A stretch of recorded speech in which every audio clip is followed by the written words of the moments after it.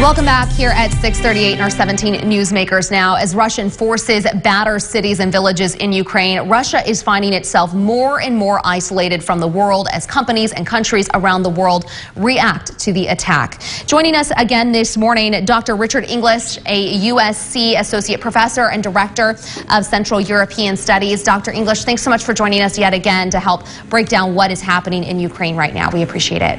You're welcome. So what is the latest on the ground there in Russia's attempt to get to the capital city of Kyiv and surround and take over there? The advance on Kyiv is really slow. It's bogged down. The resistance is dogged. And so far, Russia hasn't thrown major mechanized forces into the city. It's as if they're afraid to take that step, which would result in colossal civilian casualties. So they've sort of paused, and they're building up around the city.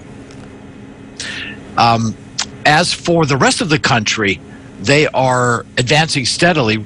Russian forces are in the south, between the Crimea and along the Black Sea coast towards the separatist regions in Donetsk.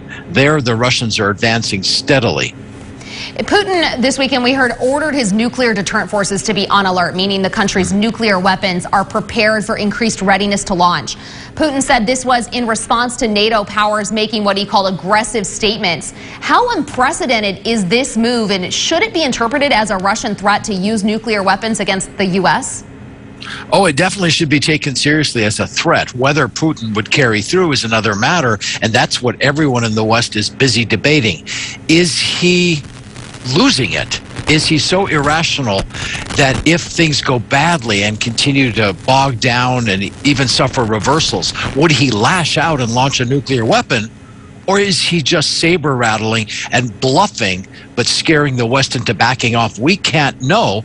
Washington has tried to open a separate nuclear channel, right? A hotline, particularly for this crisis. And so far, the Russians haven't responded. So it's very, very scary. Again, is it brinksmanship, or are we close to nuclear use? We just don't know, because Putin is isolated, he's lashing out, and it's not the Putin that we knew from the past. It's pretty scary times. A Kremlin spokesman said this morning that Russia has the potential to compensate for the damage from the sanctions that Russia is facing from countries around the world. So what effect are these sanctions having? Is there further that the U.S. and other NATO allies could go with sanctions?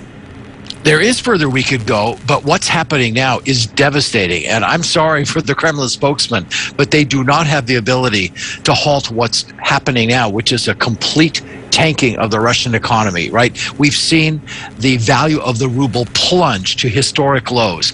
The stock market crashed, and they suspended trading because it was such carnage. People are rushing to banks at ATMs to get their money out. People are dazed and confused in Russia. They were not prepared for this. And I think Putin's afraid that he might have a social explosion on his hands at home. Every day, more people come out to protest. They have arrested over 6,000 so far, and yet people keep coming. So he's got a war at home to deal with, as well as one in Ukraine, and neither one is looking good right now. Ukrainians have agreed to talks with Russians. Are those negotiations happening, and how are they going? They are happening right now, and we're all kind of holding our breaths to see what comes out of them today. Will there actually be a ceasefire?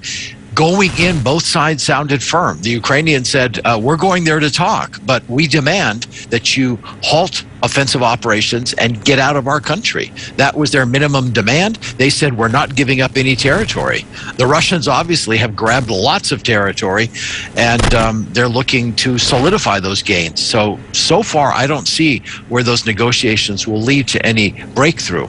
I hope I'm wrong, and we're all waiting to see if I might be. It does. It seems like these sides are just too far apart to come to any agreement, especially on Russia's side. But could the internal conflict in Russia be the pressure that could finally bring an end to this?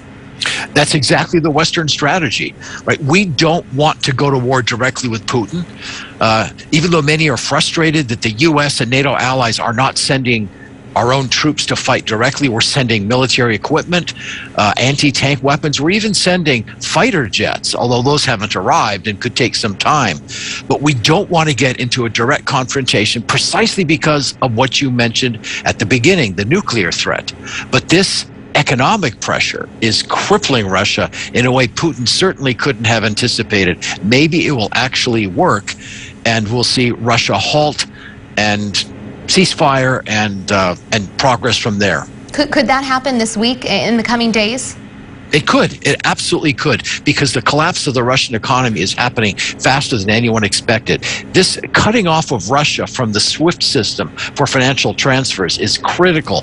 And let me explain one thing. It's not just Russian businesses and Russian banks. The central bank of Russia is now impeded in its abilities to prop up the Russian currency, right? Its foreign reserves are partly blocked. So it can't even do the things it was prepared to do for a crisis, right? The war chest that Putin built up is now partially off limits to him. Therefore, arresting the slide of the ruble and halting inflation in Russia seems impossible. Interest rates are soaring. The cost of imports and food and all kinds of other goods in Russia is skyrocketing. It may well be the thing that forces Putin to halt and turn around. All right, well, we will have to wait and see in the coming days. Really quickly, because we are almost out of time, I just wanted to ask you, so many people I've seen posting on social media are just wondering, what can we do to help? Is there any way, and I know a lot of times in times of crisis like this, you want to be careful about where your money's going to make sure it's getting into the right hands. Do you have any recommendations for those who want to help? Exactly. I understand perfectly. I think the best thing to do is to contact the Consulate General of Ukraine. There is one in California, in Los Angeles, and they will direct, they will have options for charitable donations. And coming through the Ukrainian consulate, it's credible. That's where people should turn to get the best way to help. All right, Dr. Robert English, thank you so much yet again for being with us this morning. We appreciate it. You're quite welcome.